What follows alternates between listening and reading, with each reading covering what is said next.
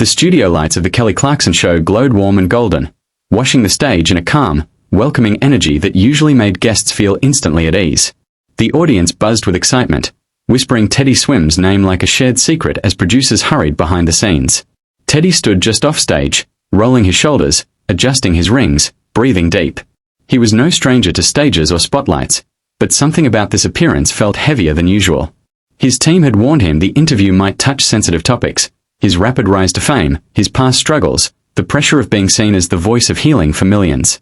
Still, he'd agreed. He believed in honest conversations. He believed in truth. Kelly Clarkson, ever the warm host, stepped into the spotlight with her signature smile, greeting the audience as cheers filled the studio. When she introduced Teddy Swims, the applause was thunderous. He walked out, waving, smiling, soaking in the energy. For a moment, everything felt perfect. They hugged, exchanged warm greetings, and sat down on the couches, the atmosphere light and friendly. The first few minutes were smooth. They talked about his music, his journey from viral videos to sold-out tours, the emotional connection fans felt with his songs. Teddy spoke openly, his voice calm, his words thoughtful. He talked about pain, healing, and how music saved him during his darkest moments. The audience was silent, fully absorbed. Kelly nodded, clearly moved. Then the tone shifted. Kelly leaned forward slightly, her voice still gentle, but more serious. "You've become this symbol of emotional vulnerability," she said. "People look at you as someone who represents healing and hope. But with that comes pressure. Some critics say you're being packaged as a safe emotional brand rather than an authentic artist. How do you feel about that?" The air changed instantly. Teddy's smile faded just a little. Not completely, but enough. His eyes shifted, his jaw tightening. There was a pause. A long one. The kind that makes an audience hold its breath. "I don't see myself as a brand," he said slowly. "I'm a human being who went through real stuff. Pain. Addiction. Loss. Trauma. None of that was packaged. None of that was marketing." Kelly nodded. "Of course. But the industry." "The industry didn't write my songs," Teddy interrupted, still calm, but firmer now. "The industry didn't sit with me when I couldn't sleep. The industry didn't pull me out of dark places." The audience murmured softly. Kelly adjusted her posture. "I'm not saying it did. I'm saying perception matters. Some people feel." "That's the problem," Teddy said, his voice rising just slightly. "People always feel something about someone else's pain. They always have an opinion about how you heal, how you survive, how you tell your story." The room grew quiet. Even the band behind the stage was still. Kelly tried to steer it back gently. "I think what people are curious about is whether you ever feel trapped by that image." Teddy leaned forward now. "You know what's trapping?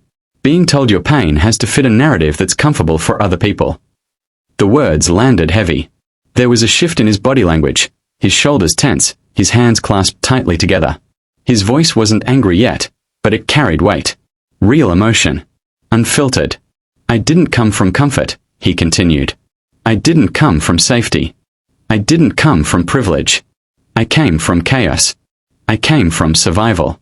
And now I'm here, and suddenly people want to put me in a box and say, 'You're the healing guy. Smile. Be soft. Be safe.'" Kelly's expression changed, not defensive, but concerned. "Teddy, I'm not trying to box you in. I'm trying to understand how you navigate that." "But the question itself does it," he replied quietly. "It turns a life into a label."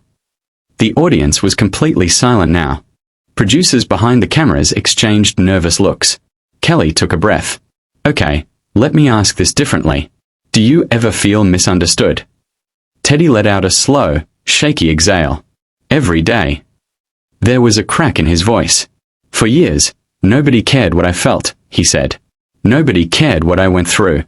And now suddenly everybody has an opinion about it. About how I should talk. How I should act. How I should represent pain."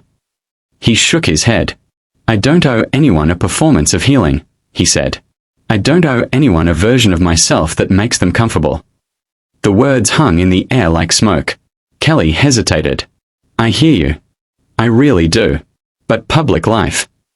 "Public life doesn't cancel private pain," Teddy cut in. His voice was loud now. Not shouting, but intense. Controlled. Emotional. You can be famous and still broken. You can be successful and still struggling. You can help others and still be healing yourself. The audience began clapping softly, some people nodding. Kelly raised her hand slightly, trying to calm the energy. Teddy, I'm on your side. I promise you, I'm not attacking you. I know, he said. But this conversation feels like it's turning my life into a headline. Silence again. The cameras kept rolling. The tension was thick enough to feel. Teddy leaned back, rubbing his face, breathing hard. His eyes were glassy now, not crying, but close. This is exactly why I hate talk shows sometimes, he said quietly. Everything becomes sound bites. Everything becomes moments. Nothing gets to just be human. Kelly looked genuinely taken aback. That's not what we do here. But it's what happens, he replied. Everywhere. The room felt fragile, like one wrong word could shatter it. Kelly tried one last time to soften it. We are just trying to have an honest conversation. Teddy nodded slowly. So am I. Another pause. Long. Heavy. Uncomfortable. He looked out at the audience, then back at Kelly, then down at the floor. His hands were shaking slightly. I don't think I can do this conversation right now, he said quietly. Kelly blinked. Teddy. He stood up. Not dramatically. Not aggressively. Just stood. The audience gasped softly. Producers immediately started moving. Teddy, wait, Kelly said gently, standing as well. We can shift topics. We can talk music, we can. He shook his head. I came here to share music, he said. Not to defend my trauma. His voice broke on the last word. I'm not angry at you, he added. I'm just done.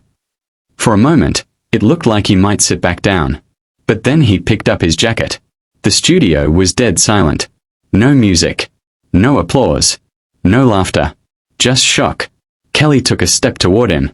I respect your honesty, she said softly. I really do. He looked at her, his eyes full of emotion, not rage. I respect you too, he said. That's why this hurts. And then he walked off stage. Not in a storm of chaos. Not with shouting. Not with insults. Just a quiet, heavy exit that felt louder than any argument. The cameras followed him for a second, and then cut away. And the studio was left frozen in stunned silence.